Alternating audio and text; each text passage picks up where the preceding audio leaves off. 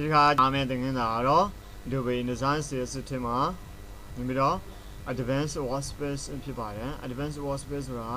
ကျွန်တော်တို့ဒီ Workspace မှာနေပြီးတော့ပုံစံအမျိုးမျိုးနဲ့နေပြီးတော့ပြုပြင်ဖန်တီးတဲ့ပုံစံမျိုးပေါ့နော်ကဲဒါဆိုရင်ဒီဘက်မှာ2ပါးလေးတွေရှိတယ်ဒီ2ပါးလေးကိုတော့ကျွန်တော်တို့ဒီလိုမျိုးကျွန်တော်တို့အသုံးပြုလို့ရတယ်ဒီနောက်မှာမြားလေးရှိတယ်မြားလေးဆိုရင်ဒါဒီ2ပါးလေးဟာတဒန်းလေးဖြစ်နေတာပေါ့နော်ဒီကောင်လေးကိုနှိပ်လိုက်တဲ့အခါမှာဒီ line 2 line နဲ့ပြတယ်ပေါ့နော်ဒီနေရာလေးမှာကဲဒါဆိုရင်ဒီကောင်လေးကိုကျွန်တော်တို့နေထားနေသုံးပါက preview အနေနဲ့ပဲသုံးခြင်းတယ်ဒီလိုပုံစံမျိုးပဲရှင်းရှင်းလင်းလင်းပဲသုံးခြင်းတယ်ပေါ့နော်နောက်ထပ်တစ်ခုကဒီကောင်လေးကိုဖျောက်ထားခြင်းတယ်2ပါးလေးကိုဖျောက်ထားခြင်းတယ်ဆိုတော့ keyboard ပေါ်က tab key ကိုနှိပ်တာပေါ့နော် tab key လေးကိုနှိပ်လိုက်လို့ရှိရင်တော့tab key လေးကိုနှိပ်လိုက်လို့ရှိရင်တော့ဒီက2ပါးရောဒီဘက်ကပဲလေးတွေရောပေါ်လာတာပေါ့နော်ကဲဒီကောင်လေးကိုနှိပ်ထားမယ်နှိပ်ထားပြီးတော့ tab key လေးနှိပ်လိုက်မယ် tab key လေးကိုနှိပ်လို့ရှိရင်ဒါတော့ software တိုင်းပါဒါတော့เนาะဒီတစ်ခုလေးမဟုတ်ဘူးเนาะဒီက တော့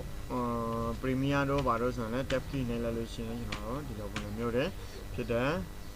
နောက်တော့ဖြင့် Adobe Indesign ကနေပြီးတော့Adobe Company ကနေထုတ်တဲ့ software တိုင်းဟာပုံစံချင်းကတော့အတူတူပါပဲဒါမဲ့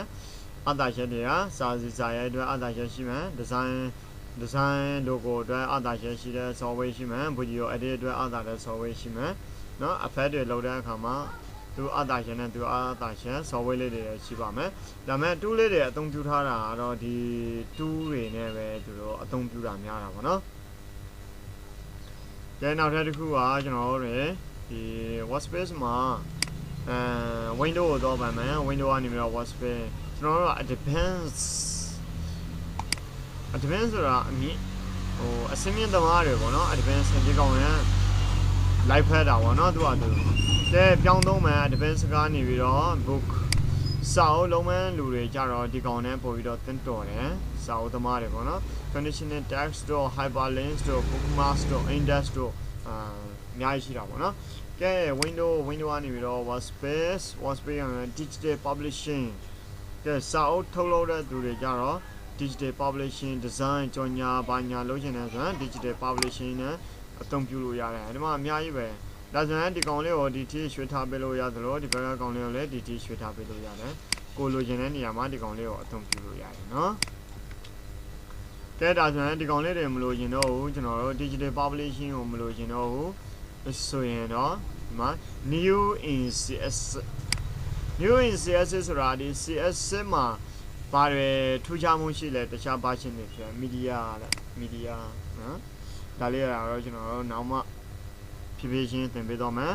object state timing နဲ့ညှိလို့ရတယ်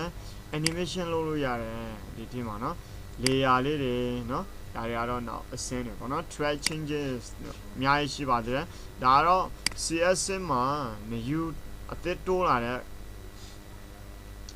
feature လေးတွေပေါ့เนาะကဲဒါဆိုရင်ဒီကောင်လေးကိုပုံမှန်အနေထားအဖြစ်သွားခြင်းနဲ့ဆိုရင်တော့ essential ဒါတော့ essential ဆိုတာတော့တကယ်လိုအပ်တဲ့အရာလို့ခေါ်ပါတယ် essential เนาะကဲဒါဆိုရင်ကျွန်တော်တို့လိုအပ်တဲ့ဟာလေးတွေအများကြီးထည့်ထားပေးလို့ရတယ်ဥပမာဆိုပါတော့ဒီနေရာလေးမှာ Workspace digital publishing ကတော့အကုန်လုံးအစုံပါတယ်page နောက်ထပ်ကိုလိုချင်တဲ့ဟာလေးတွေထည့်ထည့်လို့ရတယ်အဖက်เนาะအဖက်လေးတွေထည့်ထည့်ချင်တဲ့ဒီနားမှာထည့်ထည့်လိုက်မယ်အဖက်လေးတွေနောက်ထပ်ဒီနေရာမှာ links ကတော့ဒီနေရာလေးမှာရှိထားပြီပေါ့နော် links နောက် page ကလည်းဒီမှာရှိထားပြီ stroke ကလည်းဒီမှာရှိနေပြီကဲဒါဆိုရင်ကျွန်တော်တို့ဒီနေရာမှာ text wrap ဆိုတာရှိတာပေါ့နော် text wrap ရဲ့ style ရဲ့နော် style မှာလည်းပုံစံတွေအများကြီးရှိတယ် character style ရဲ့ character style object style paragraph style table style ဆိုပြီးတော့ style လေးတွေရှိတယ်ဥပမာဒီမှာဆိုရင် shift F7 control F7 ဘာညာပေါ့နော်ဒါဆိုရင်ဒါကတော့ paragraph style နော် paragraph style window ကနေပြီးတော့ text wrap style style paragraph style object style ကဲဒါကတော့ object style နော် object style ပြီးတော့ window ကနေပြီးတော့ text character style နော် character style ကပါတော့ object style နော် paragraph style လေးတွေပါတော့ stroke လည်းကျွန်တော်တို့ဒီမှာပါနေပြီနောက်ပြီးတော့နောက်ထပ်တစ်ခုက page absent နော် page absent align ဆိုတာ shift absent band align ဆိုတာ shift absent band ရယ်နောက်ပြီးတော့ဒီဘက်မှာဆိုရင် pathfinder ရယ်နော် align ရယ် pathfinder ရယ်နော်ဒီဘက်ကိုထိုးထည့်ထားလို့ရတယ်နောက်ထပ်ဘာတွေရှိသေးလဲကျွန်တော်တို့အတွက်အသုံးဝင်မဲ့အားကိုအဲ့ဒါက layer ကတော့ဒီမှာရှိထားရပေါ့နော် link လေးရှိထားပြီ info absent band နော် info absent band ဒီနားလေးမှာထားမယ် info absent band နောက်ထပ် infoက fa layer က absent band နော် effect ကတော့ထည့်ထားပြီနောက်ထပ်တစ်ခုက control လေးထည့်ထားရပေါ့နော်နောက်ပါရှိလဲ color က offset နော် color offset ကဲဒါဆိုရင် color offset နော်gradient ရှိမယ် gradient ကတော့ဒီမှာရှိနေပြီပေါ့နော် window ကနေပြီးတော့ color swatch ကလည်းရှိနေပြီဒါဆိုရင်ဒီကောင်လေးတွေကိုကျွန်တော်တို့ဒါနမူနာအနေနဲ့ပေါ့နော်မိမိရဲ့ကိုယ်ပိုင် workspace အနေနဲ့တင်ထားခြင်းနဲ့ဆိုရင်တော့ဒီနေရာမှာ new workspace အနေနဲ့တော့ပါမယ် new workspace ဒီနေရာလေးမှာမိမိတို့ရဲ့နာမည်ပေါ့နော်my